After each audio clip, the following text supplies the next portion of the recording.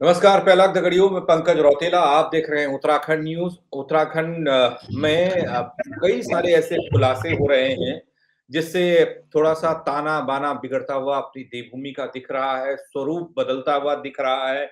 माहौल आप पिछले कुछ वक़्त से देख रहे होंगे, एक तरफ हिंदू-मुस्लिम वाला दिखता है, दूसरी तरफ कुछ जिहादी वाला दिखता है। लेकिन उन सब से इतर हमारे प्रदेश की सियासत और सियासत वाले कैसे खेल करते हैं, वो भी थोड़ा हमको समझ में आ रहा है। चाहे बीजेपी, कांग्रेस हो, जो भी हो, अपनी सियासी रोटी सेकने के लिए कई तरह के दांव-पेच आज़माए जाते हैं, लड़ाए जाते हैं और उसमें एक मामला आज से 2 दशक पहले का है और उस 2 दशक पहले के मामले में आज शोर हो रहा है। हालाँकि ये रह-रहकर बोतल से इस मामले का जिन्न जो बाहर निकलता रहता है या मैं कहूँ कि इसे निकाला जाता है और फिर बाद में ठंडे बस्ते में डाल दिया जाता है। जैसे ही मेरे को लगता है कि चुनाव आता है, आगे बात करेंगे तो उसमें बात होगी। तो चुनावी वक़्त में इसको फुर्र से बाहर निकाल दिया ढक्कन खोल के, फिर शोर हुआ, फिर चुनाव-वुनाव हो तो फिर ठंडे बस्ते में। लेकिन ये जिन्न जिसकी मैं बात करने जा रहा हूँ, ये सुरक्षा के नज़रिए से बहुत संवेदनशील है। ठीक है, ये डेमोग्राफिक चेंज कह रहे हैं हम लोग अपने प्लान जिहाद, ये जिहाद जो देख रहे हैं उसके नज़रिए से बहुत संवेदनशील है। दूसरा, शिक्षण संस्थान के लिए दी गई ज़मीन पर आप क्या कोई बस्ती बसा सकते हैं? बस्ती बसाने के लिए आप प्लॉटिंग कर सकते हैं। हाई कोर्ट की टिप्पणी के बावजूद भी तमाम तरह की चीज़ें घटती और होती दिखती हैं, उसमें सियासत चुप रहती है। क्यों? और क्यों अचानक से बोतल से बाहर ये जिन आया तो फिर शोर शुरू हो गया। और मसला देहरादून का है दोस्तों, कहीं और का नहीं है। मैं कहूँ कि आप पहाड़ में कहीं का है या तराई में कहीं का है, नहीं, देहरादून का है और बड़ा मसला है 20 एकड़ ज़मीन का। इस पर हम बात करने जा रहे हैं। हमारे साथ 2 खास मेहमान जुड़े हुए हैं। कुलदीप राणा जी वरिष्ठ पत्रकार, बड़े भाई हमारे जुड़े हुए हैं। राजेंद्र बिष्ट जी हमारे साथ जुड़े हुए हैं, राजनीतिक विश्लेषक हैं। आप दोनों जानूँ, हालाँकि जानना तो बीजेपी और कांग्रेस से चाहिए, लेकिन कोई देखिए ना थोड़ा-सा सीरियसनेस की कमी और थोड़ा-सा नहीं जुड़ पाना और नहीं बात रख पाना, अब मुझे पता नहीं इनको कितना फ़ायदा-नुकसान पहुँचाएगा।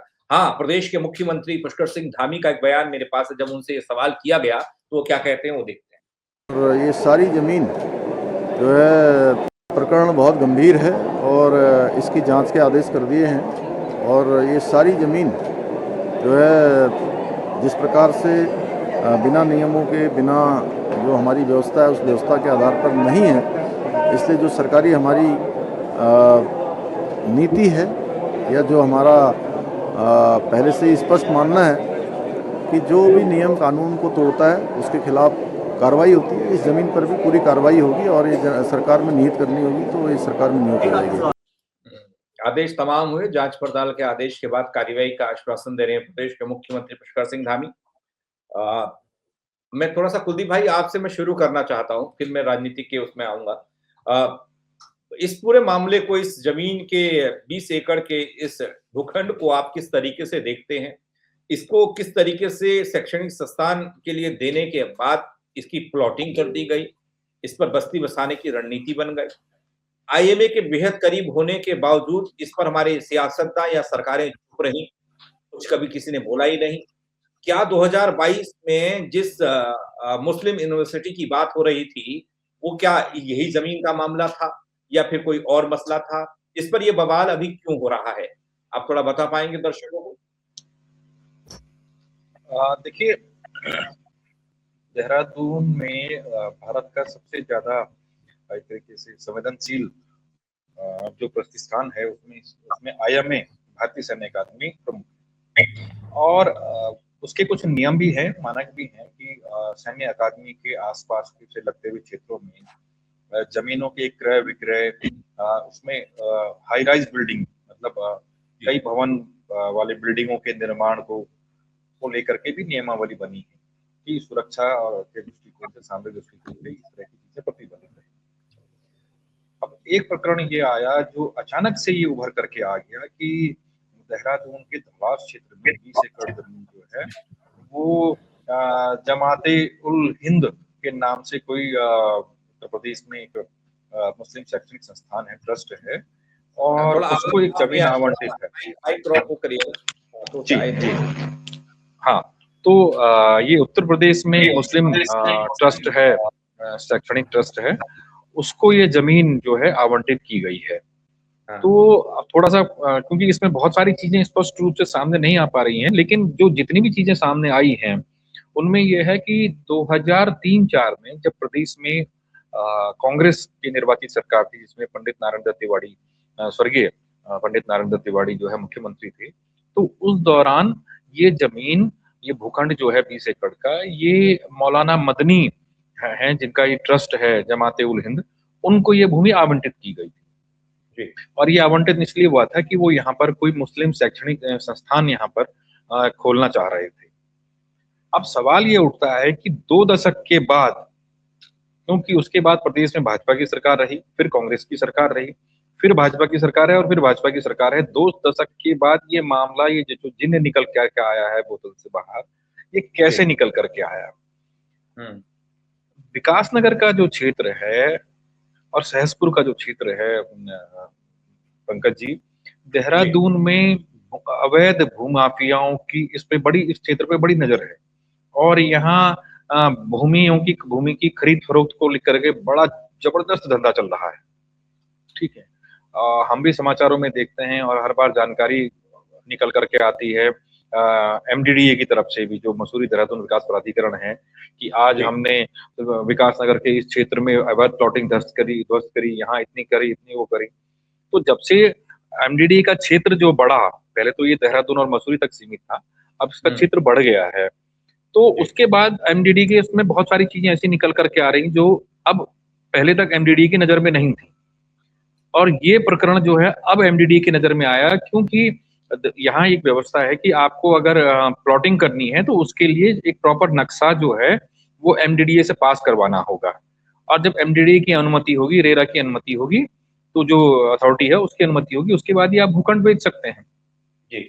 अब चूंकि ये भूखंड जो है ये संस्था के नाम से आवंटित था, तो 2017-18 में एक पत्र जो है इस ट्रस्ट के माध्यम से भेजा गया कि सरकार से कि हमें जो है ये भूमि की विक्रय करने की हमें परमिशन दी जाए।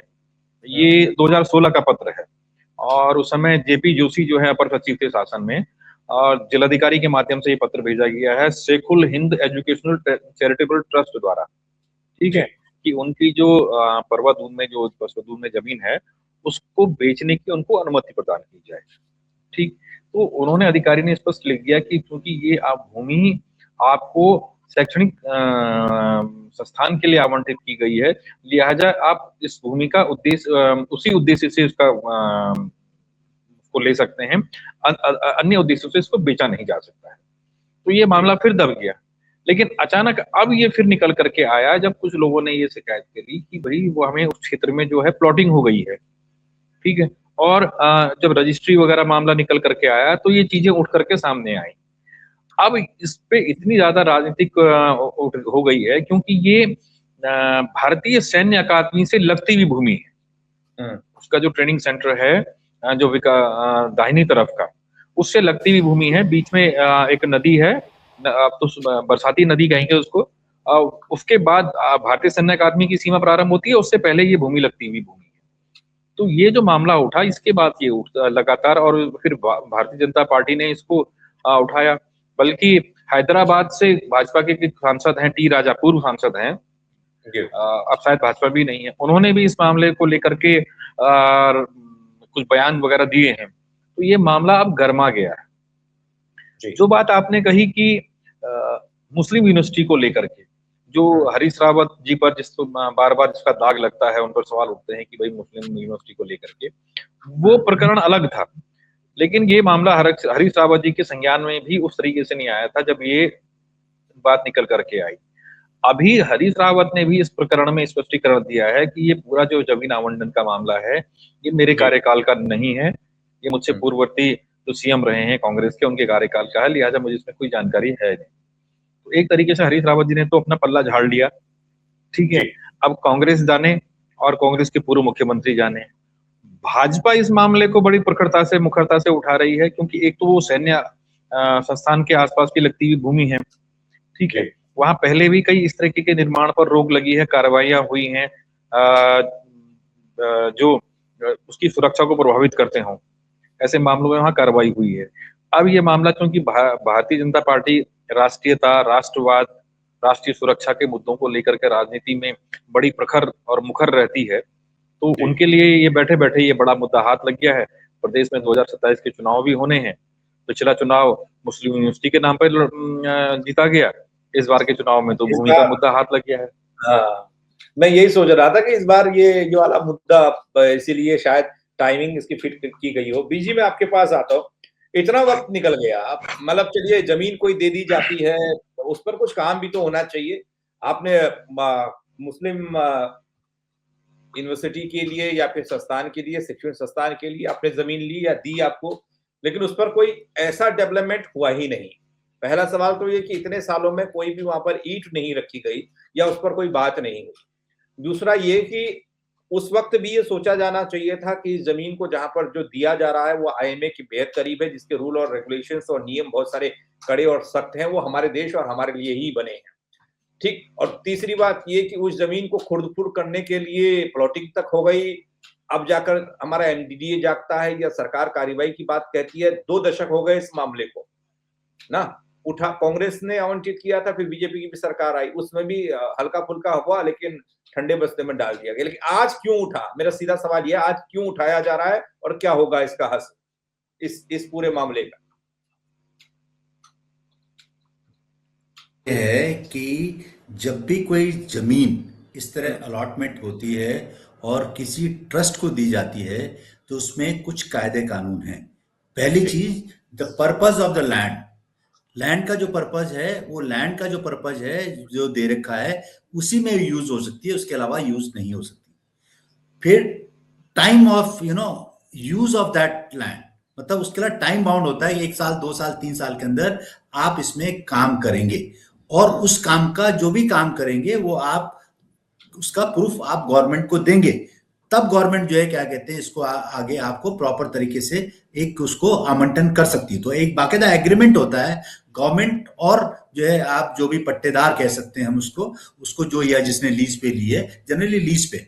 जहां तक सर आप बात कर रहे हैं कि 2003-4 की बात है, जब हमारे स्वर्गीय तिवारी जी जो है मुख्यमंत्री थे, क्योंकि उस टाइम पे ऐसा था कि नया नया जो है उत्तराखंड बना था और आप ये समझ लो तब तो ये था कि लोगों को न तो राजनीतिक समझ थी, न लोगों को ये पता था कि जो है इस तरह के भी खेल होते हैं। तो जो लोग, कुछ लोग ऐसे होते हैं जो और जगह कुछ एक खेल करते हैं और जिनको पता होता है कि इस तरह से होते हैं, तो उन लोगों ने मिल मिला के ये काम किया होगा और करने के बाद जो है उन्होंने जमीन अपने नाम करा ली, किस तरह से बैकडोर में जो भी है मुख्यमंत्री से अलॉटमेंट करा दी।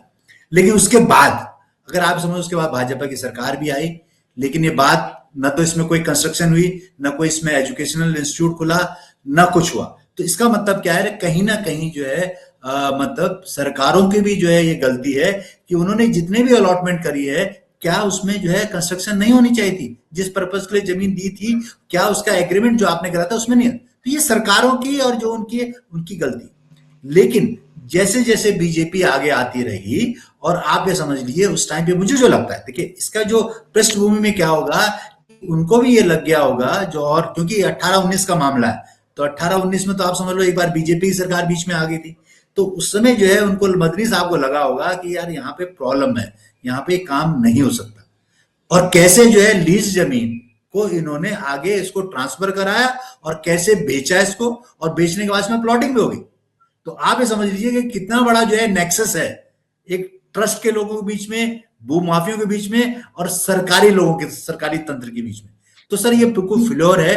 मैं इसकी बात ये नहीं कह रहा कि कांग्रेस है, बीजेपी है, बट लेकिन कांग्रेस और बीजेपी के लोगों ने जिस तरह का ये काम किया, ये अपने आप में एक बहुत ही अजीब सा जो है मामला है।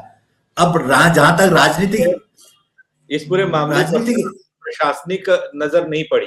पता है शिकायत किसने की? एक महिला ने की है शिकायत इस मामले की। सुना, एक महिला द्वारा ये शिकायत की गई कि भैया यहाँ पर ये जमीन ऐसी ऐसी थी, और वो महिला उनमें से है जिन लोगों ने ये जमीन शिक्षण संस्थान के लिए उसमें दी।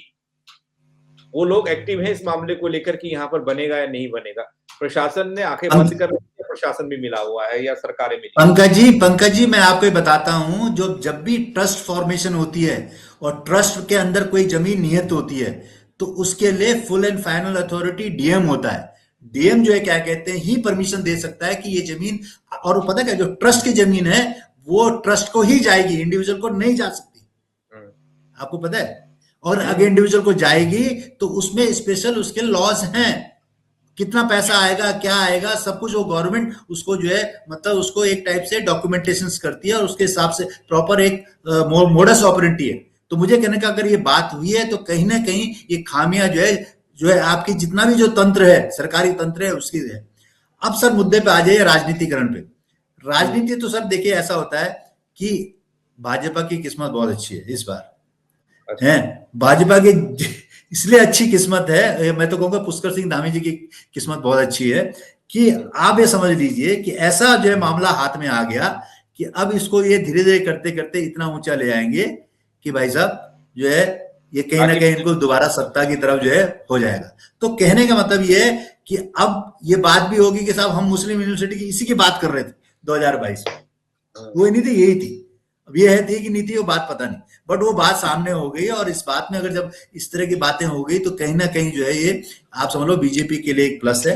और अभी तो आप आने वाले टाइम में देखो ये जब जितने नेता हैं, है ना, किस तरह का जो है, हम लोग तो मूल निवास जल जंगल जमीन की बात करने वाले प्रदीप उक्रेती जैसे लोगों को देखते हैं, भैया इनके हाथ में एक हाथ में डंडा दूसरे में झंडा रहता है, लेकिन खेल अलग अलग ही हो जाता है। प्रदीप जी सर अंदर खाने जो बात होती है ना, अंदर खाने में ना तो कोई किसी पार्टी का कोई नेता, न किसी का कोई अंदर खाने, तो सिर्फ पैसा है, पैसे से आप कुछ भी करा सकते हो, ये है।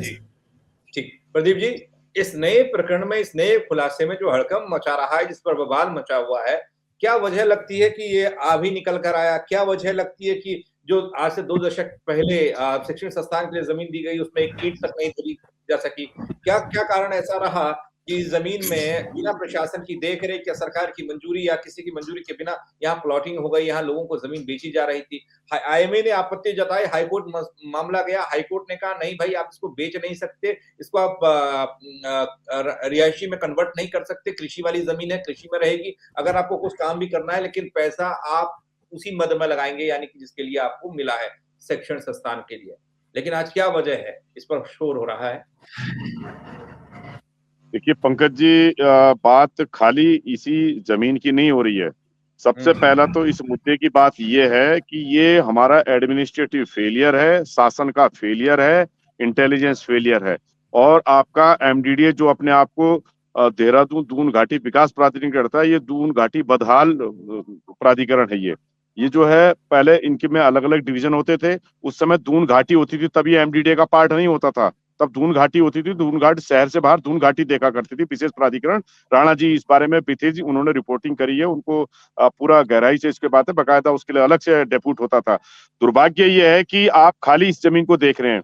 ये बात देखिए पंकज जी, इस प्रदेश के अंदर राज्य बनने के बाद जितने भी यहाँ जिन भारतीय जनता पार्टी और कांग्रेस के प्रभारी आए, उन प्रभारियों ने यहाँ सबसे पहले आके जमीनों में ही अपना देखा, चाहे वो भाजपा का रहा हो, कांग्रेस का रहा हो। ये जो प्रभारी व्यवस्था, मैं पहले ही कह चुका हूँ कि इस प्रदेश में प्रभारी व्यवस्था खत्म होनी चाहिए। जो भी यहाँ प्रभारी आता है वो पहले यहाँ जमीन देखता है, 10 बीघा 50 बीघा अपना उसके लिए, संस्थानों के लिए। दूसरा उसमें क्या है कि ये इनका घालमेल है, ये भू माफियाओं का और ये एडमिनिस्ट्रेटिव जितना जो हमारा जो उसमें है, इसमें राजस्व विभाग की भूमिका भी जो संदिग्ध रहती है हमेशा। बिना राजस्व के विभाग के बगैर आप 1 इंच भूमि, अगर मंत्री जी कहते हैं कि ये परेड ग्राउंड की जमीन आपकी है तो वो नहीं मानी जाएगी, अगर पटवारी कह देगा तो वो मानी जाएगी। दैट इज ऑथेंटिक, वो रेवेन्यू का आदमी है। तो यहाँ राजस्व विभाग से लेके तमाम शासन के जो लोग लाग नमूने जो जिस प्रकार से जो है यहाँ पे लगुने जो छूटे हुए हैं, ऐसे अभी आप इसमें माल देवता की साथ जाइए, आप वन विभाग में जाइए, आप कितनी मुनारें गायब हैं। ये तो एक जमीन है, इस तो राजनीति ऐसा है कि अब ये भी मामला क्यों खुला होगा आप देखना बाद में, कहीं ना कहीं से अगर आप सर्च करेंगे, वो बंदर बांट में कहीं खेल होने से रह गया होगा। ये बंदर बांट में कि भाई अकेले ही सब खाओगे, हमें नहीं बताया तो शिकायत लगा दो, ये एक वैसा मैटर है। ये तो ये 100%, चाहे वो ट्रस्ट में घपला हुआ हो, चाहे वो जो ऑथराइज जो उन्होंने बेचने की प्रयास, भाई कैसे बिक गया ये? जब 250 स्क्वायर फीट के लिए जो नियम बना हुआ था तिवारी उसमें खंडूरी सरकार से, दिवाकर भट्ट जी के रेवेन्यू मिनिस्टर के बाद, उसमें जो कोई छोटी सी भी अगर आपने बड़ा मकान बनाना है तो तो पंकज जी आपको शासन की जो है पूरी सीढ़ियां चढ़नी उतरनी पड़ती थी, तब जाके 250 से ऊपर आपको परमिशन मिलती थी। लेकिन ये जमीन में अब क्योंकि अब राजनीतिक इसकी आपकी स्थिति ऐसी है, क्योंकि लगातार ये प्रकरण जो होते चले जा रहे हैं, ये हमारे प्रदेश को नासूरता की तरफ ले जा रहा है। अगर ऐसा होगा, चाहे वो कांग्रेस हो या भाजपा हो, अगर आप इसमें हिंदू मुस्लिम के ट्रेंड में अगर इसको ले जाएंगे, क्योंकि जनता 15-20% तो समझ रही है बात को, 15-20% कह रहा हूं मैं। और बाकी अगर जब उस समय मोदी जी आएंगे क्या भाषण देंगे, योगी जी आएंगे क्या भाषण देंगे, राहुल जी क्या बोलेंगे और प्रियंका क्या बोलेगी, ये बाकी हमारी जनता उस बात को देखेगी। निश्चित रूप में प्रदेश के अंदर इस जमीनों का जो खेल मेल हो रहा है, सामान्य आदमी के प्लॉटों पे जिस प्रकार से कब्जा हो रहा है, 25 लाख से ऊपर की आबादी हमारे प्रदेश में घुस जाती है, तो ये डेमोग्राफी बिगड़ रही है। इसमें 100% में हमारे इसमें सबसे ज्यादा नुकसान किसका हुआ पंकज जी? हमारे स्थानीय मुसलमान का। उसको जो ओबीसी जो उसको जो मिलना चाहिए था उसको नहीं मिल पा रहा है। जो बाहर से जो इस तरह के जो कई लोग आए हैं, जो एक कॉन्स्पिरेसी के तहत आए, हमारा स्थानीय मुसलमान ना ऐसी गंदी सोच का आदमी था, है, और लेकिन जो बाहर से जो दूसरे एलिमेंट आए जिनका उद्देश्य केवल तत्काल समय के लिए आना है, अपना पैसे कमाना है, अटैची भरना है, जाना है और माहौल बिगाड़ के निकल जाना है। ये हर जगह होता है, हर प्रदेश में, हमारे प्रदेश में नहीं है। तो दुख इस बात का है कि ये सरकार का फेलियर है, इंटेलिजेंस फेलियर है कि आप इतने सालों तक आपकी सरकार रही, आपने क्या किया भाई? अगर तिवारी जी ने किया था, तिवारी जी का तो बहुत बड़ा दिल था, उन्होंने तो हिंदुस्तान से बाहर तक के आदमियों को दिया, पर यहाँ से बाहर के लोगों को दिया। इतनी आर्थिक सहायता है, आप गिनेंगे निकालेंगे तो आप दंग रह जाएंगे उन्होंने कितना दिया है। लेकिन एक बात जो जहां खत्म हो गई थी, उसके बाद जो है आगे किसी ने उसको नहीं चलाया। और निश्चित रूप में अब हरीश रावत जी को, चाहे वो पिछली बार मुस्लिम यूनिवर्सिटी का वो था, उसका हरीश रावत जी को व्यक्तिगत रूप से तो फायदा, भले ही उनको वैसा नुकसान हुआ होगा एक मुद्दे के रूप में, लेकिन उस मुस्लिम यूनिवर्सिटी से उनकी लड़की को जीत भी मिली होगी, क्योंकि लाल डांग में तमाम जिस प्रकार से मुस्लिम वोट है वो उनको पड़ा होगा कि यार कम से कम ये मुसलमानों के हितैषी हैं। राजनीतिक चश्मे से कह रहा हूं मैं ये बात। लेकिन प्रदेश के परिप्रेक्ष्य में हमारे प्रदेश में कितने प्रतिशत थे, कैसा हमारा रहना कहना था? मैं तो जिंदगी भर वहां इन्ना मुल्ला बिल्डिंग के सामने रहा, लेकिन हमारे पास कभी हमारा अब ऐसा कोई सब्जेक्ट ही नहीं हुआ, कोई विषय ही नहीं हुआ। उसमें भी आज भी कई लोग भाजपा में है, आज भी लोग कोई भाजपा में, कई कांग्रेस में, कोई समाजवादी पार्टी में, कोई यूकेडी में भी मुस्लिम है। तो ये तो हमारे राजनीतिक उसमें लाभ लेने की बात होती है और लाभ उठाते भी हैं, और उस चीज को लेके ये आप देख ही रहे हैं। ये चलिए ठीक है कुलदीप भाई, मेरे को छोटे छोटे कमेंट 3 आप लोगों से चाहिए। मैं थोड़ा सा इसकी टाइमिंग और इस मसले के इम्पैक्ट को देखना चाहता हूँ, इसके प्रभाव को देखना चाहता हूँ। आप लोग कह रहे हैं 27 में चुनाव, और आप भी जैसे बुद्धिजीवी पत्रकार और तमाम लोग कहते हैं, राजनीतिक विश्लेषक, भाई आप 27 में नहीं जाएंगे, आप इसी साल चुनाव देखेंगे लास्ट में। मैं थोड़ा उस नजरिए से इस पूरे मसले को देखना चाहता हूँ। आप थोड़ा बताइएगा कि जब 2022 में एक मुस्लिम यूनिवर्सिटी का मुद्दा इतना हावी रहा, जिससे सत्ता में आती आती कांग्रेस को शायद बाहर कर दिया या फिर उसका इतना प्रभाव रहा, तो ये वाले मसले को कैसे और किस तरीके से देखे उत्तराखंड की सियासत? देखिए पंकज जी, ट्रस्ट को भूमि आवंटन को लेकर के या पट्टे पे जो जमीन दी जाती है उसको लेकर के एक नियम ये है कि अगर नियत समय के भीतर उसका जो भू उपयोग है, जिस चीज के लिए वो मांगी गई है, अगर वो उस दिशा में नहीं होता है, ठीक है, तो वो सरकार में स्वतः ही मर्ज हो जाती है वो जमीन। अच्छा, ठीक। और हमने ये सिडकुल के मामलों में भी देखा कि अगर आप कोई इंडस्ट्री लगाने के लिए आया, उसने जब कोई भूखंड आवंटित हुआ और वो अगर वहां पे इंडस्ट्री नहीं लगा पाया, तो वो सारी जमीन सरकार के पास चली जाती है, फिर सरकार उसको किसी दूसरे को आवंटित कर सकता है या किसी उसमें जा सकता है। ठीक। जहां तक इतने साल के बाद ये मुद्दा उठने की बात है, मुझे लगता है कि पहले के अधिकारियों ने, क्योंकि इसमें जिलाधिकारी की भूमिका रहती है, कागजों में क्या चीज निकल करके आई है वो कागज अभी सामने नहीं आए हैं, लेकिन यही रहा होगा कि भाई अब इसका उपयोग नहीं हो रहा है, तो ये स्वतः सरकार में मर्ज हो गई है, रेवेन्यू विभाग में मर्ज हो गई है।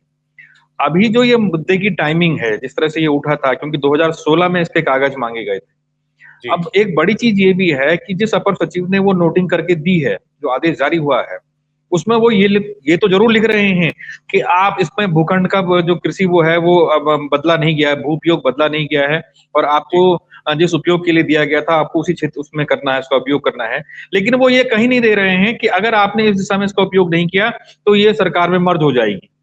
ठीक है, वो भी उसमें एक बड़ी कमी निकल करके आ रही है, जिसके कारण ये चीजें निकल के आई। ठीक है, अभी जो टाइमिंग वाली बात आपने कही पंकज जी, राजनीति में देखिए किस तरह से चीजें, राजनीति में सच या झूठ, मैं मानता हूं कि राजनीति में सच या झूठ नहीं होता, मुद्दे होते हैं। अभी 2022 में सिर्फ एक सिगुफा निकला, कोई आदेश नहीं हुआ, एक डिमांड हुई कि अगर हम जीतेंगे तो इस क्षेत्र में हम मुस्लिम यूनिवर्सिटी बनाएंगे। ठीक है, सत्ता की चौखट पर पहुंची भाजपा कांग्रेस जो है उससे दूर हो गई। जी यहाँ तो कागज हैं, आवंटन के कागज हैं ठीक है, यानी भाई कि साहब, बड़ा प्रभाव हो सकता है, इसका मुद्दा बनेगा। ठीक ये है, सारे मुद्दे खत्म, यही मुद्दा जीवित रहेगा। बाकी गाड़ गधेरे और जल जंगल जमीन और सब गए। बीजी, आप थोड़ा कम शब्दों में आप भी थोड़ा बताने की कोशिश कीजिएगा, कितना इम्पैक्ट प्रभाव आप देखते हैं इस मुद्दे का। मैं तो चाहता हूँ जन मुद्दों पे बात हो, पानी, नल, शिक्षा, स्वास्थ्य पे बात हो। अभी देख रहे थे हम कहीं वो ग्राफिक एरा वाले पैसे मांग रहे हैं लाश को देने के लिए, ऐसे मुद्दे तमाम है। इसका कितना प्रभाव रहेगा? देखिए पंकज जी, जहाँ तक बात यह है कि अभी इलेक्शंस के लिए पूरा पूरा 1 साल है, और जनरली जो हमारे जो वोटर्स हैं उनकी जो मेमोरी जो है बहुत शॉर्ट होती है। तो मुझे लगता है कि बीजेपी इस मुद्दे को इतना गरमाएगी, है ना, इलेक्शन से पहले, अभी नहीं, अभी तो उसमें तहकीकात करेगी, है ना, और कुछ ऐसी चीज निकाल के लाएगी। अभी इस पे मंथन होगा कि इसको जो है इसका जो है आगे कैसे इस मुद्दे को आगे जो है आगे ले जाया जाए। ये सारी चीजें ये होने वाली है, और इसमें जो है ना ये चर्चा में उठने लगा है। कल हमने एक डिबेट की थी तो उसमें बीजेपी वालों ने इस मसले को बड़े गंभीरता से उठाया, वो इसी पर ज्यादा टिके रहे। तो मुझे आभास हो गया कि आगे जाकर हम कोई भी सवाल पूछे उसका जवाब यही मिलने वाला है। नहीं, आज जो भाजपा के लोग नहीं आए हैं ना, वो शायद इसीलिए नहीं आए हैं क्योंकि उनको कहा गया होगा कि हमें इसमें ऑर्गेनाइज रूप से आगे बढ़ना है, इसलिए आप हर कोई ऐसे जाकर के बयान ना दें। हाँ, मेन चीज क्या है ना, ये स्ट्रेटेजी अभी फॉर्म नहीं हुई है। अभी ये स्ट्रेटेजी फॉर्म होगी, उसके बाद फिर उसका जो है स्ट्रेटेजी फॉर्म होने के बाद उसका जो है मार्केट में किस तरह से उसको फैलाया जाए, किस तरह से उसका जो है बेनिफिट लिया जाए, वो अभी फाइनल नहीं हुआ। ये मुझे लगता है 1 हफ्ते 10 दिन के अंदर ये फाइनलाइज हो जाएगा। फिर उसके बाद आप देखिएगा कि तीर पे तीर चलेगा। मैं देखता हूँ बड़े शॉर्ट टाइम के लिए हमारे साथ जुड़े हुए हैं। प्रदीप जी, मैं तो चाहता था कि असल मुद्दों पर बातचीत हो। बहुत सारे मसले हमारे यहाँ के हैं, वो वाले पुराने वाले मसले तो थोड़ा और पुराने हो गए, जैसे मूल निवास का मुद्दा है, ये है वो है। नए मुद्दे भी हमारे सामने ज्वलंत कई हैं, लेकिन उससे इतर हम लगता है कि हिंदू मुस्लिम, लैंड जिहाद, लव जिहाद, वोट जिहाद, डेमोग्राफिक चेंज, इस पर चुनाव होता अपना देश का देखेंगे, जो बिहार में या पश्चिम बंगाल में या और जगह हम देखते थे। पंकज जी, ये इसमें हमारे राज्य के साथ कॉन्स्पिरेंसी हो रही है। ये जब भी हमारे अधिकारों की और मूल उनकी बात चलती है तो इस समय ऐसे वो लेके आए जाते हैं। अभी राज गद्दी के ऊपर खतरा मंडरा रहा था, जो कॉन्स्पिरेंसी भारतीय जनता पार्टी के अंदर भारतीय जनता पार्टी चल रही थी, सरकार के अंदर सरकार का जो गठजोड़ चल रहा था गिराने बैठाने का, वो ऐसे ही सुरेश राठौर वाला ऐसे नहीं हुआ पैदा, ये करवाया गया होगा। आप देख लेना बाद में आने वाले समय पे ये निकल के आएगा। ये भी किसी भारतीय जनता पार्टी वाले ने ही निकाला है, ये कि भाई कैसे हटेंगे और कैसे बैठेंगे। ये ऐसे ही मूल निवास जब जैसी प्रकरण आया तब तक वो यूसीसी लेके आ गए, यूसीसी वाला लेके आया, जबकि यूसीसी के लिए खुद स्वयं आनंदीबेन पटेल जी उसको रिफ्यूज कर रही हैं, आरएसएस के जो है खुद रिफ्यूज कर रहे हैं, हम देवभूमि के लोग हैं हम उसको रिफ्यूज कर रहे हैं, लेकिन ये अभी घूम फिर के ये जो है उसको यूसीसी का प्रचार कर रहे हैं। और बचा खुचा था तो वो हमारे प्रदेश में जिस ओबीसी को लेकर राज्य आंदोलन हुआ था वो और यूजीसी लेके आ गए। तो ये मुद्दों को भटकाने की राजनीति है, फिर घूम फिर के हिंदू मुस्लिम करने की राजनीति है। लेकिन ये हिंदू मुस्लिम करे, भारतीय जनता पार्टी करे, कांग्रेस करे, लेकिन हम ये कह रहे हैं कि जिन लोगों ने इस राज्य के लिए अपनी तपस्या त्याग बलिदान जो दिया है वो इसलिए नहीं दिया था कि आप हमारे को 9 जिलों से बाहर कर देंगे, वहां पलायन कर देंगे, चाइना हमारी छाती में आके बैठ जाएगा और 28 लाख लोग यहाँ पे आके बाहर से आएंगे और वो परिसीमन के नाते हमारे उस विकास को भूल जाएंगे। कहीं ना कहीं उस पर सवालिया निशान खड़े होते हैं। चलिए, सवालों का शोर कहाँ जवाब दे पाएगा और कितना जवाब हम खोज पाएंगे ये देखना होगा। लेकिन भाई हम लोगों के लिए परेशानी यही है कि सवाल हम करते हैं, इधर वाला जवाब मिलता है उधर वाला ना। अब वो हम लोग ही हैं जो बोल पा रहे हैं, बाकी लोग तो पता है कि फोन भी नहीं उठा रहे हैं, अब क्या करें। चलिए, बहुत शुक्रिया आपका हमारे साथ जुड़ने के लिए। तो बड़ा विडंबना है इस प्रदेश की, तमाम मुद्दे आपके सामने होंगे, सड़क का भी होगा, आपके रास्ते का भी होगा, खड़ंजा नहीं हो रहा, दीवारें टूट रही हैं, गांव खंडहर हो गए हैं ना, रिवर्स पलायन को लेकर आप क्या कर रहे हैं, और भी होंगे, मूल निवास का मुद्दा होगा और शिक्षा स्वास्थ्य तो लगा ही रहे। लेकिन उन सबसे इतर डेमोग्राफिक चेंज और लैंड जिहाद जैसे मसलों को लेकर अब शोर हो रहा है।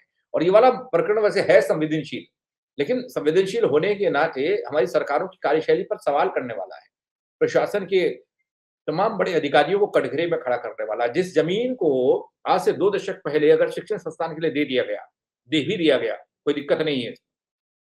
उस जमीन पर एक ईंट तक नहीं रखी गई, कोई देखने वाला पूछने वाला नहीं था कि भाई क्यों नहीं यहाँ पर काम हो रहा है। वहां प्लॉटिंग हो गई, वहां पर ये हो गया, वहां पर इतना सारा घपला हो गया, लोगों को जमीनें बेची जा रही हैं, तब जाकर नींद खुल रही है। बड़ा गजब का सिस्टम है हमारा भी है। उर्मिला सनावर ने अंकिता मामले में कुछ ऑडियो वीडियो जारी किए थे।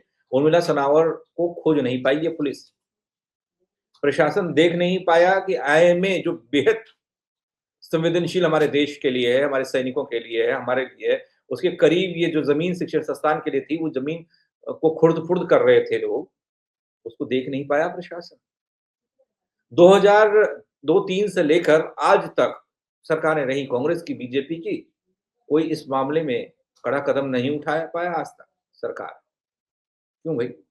आप बताइएगा क्या जवाब है इसका? मेरे साथ जुड़ने के लिए बहुत शुक्रिया। जय उत्तराखंड।